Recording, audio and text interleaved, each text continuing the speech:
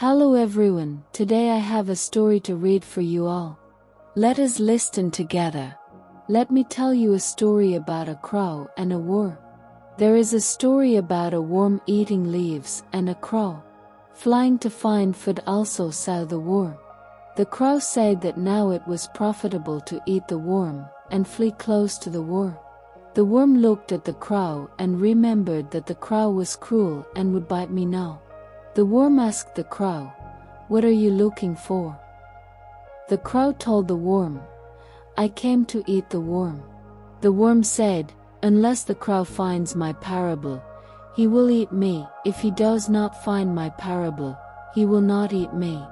The crow asked, "What is the parable of the worm? Ask us, and we will find out." The worm asked the crow, "What is called the sweetest? What is called the most bitter? What is called the most stinking? What is called the most fragrant?" When the crow heard the worms ask this for parables, he was overjoyed and shouted, thinking that I would find this for parables and eat the worms. So the crow answered the parable as follows. The so-called sweet is sweeter than sugar and honey. The so-called bitters are lemon pickles, tamarind, sandalwood pickles, cressing pickles, and vinegar. The so-called most filthy are the scum and the ghost of all the animal. The most fragrant are called romjol, jasmine and perfume. The crow solved this for riddles and told the worm. Worms that crow solve this parable is not true. The crow frowned and said to the worm, "If the worm is wrong, let the worm tell us this parable." The worm told the crow that he could only tell the crow not to eat me. So I told him. The crow said, "Tell me I do not eat worms alone." After agreeing to that, the worm solved the parable to the crow as follow.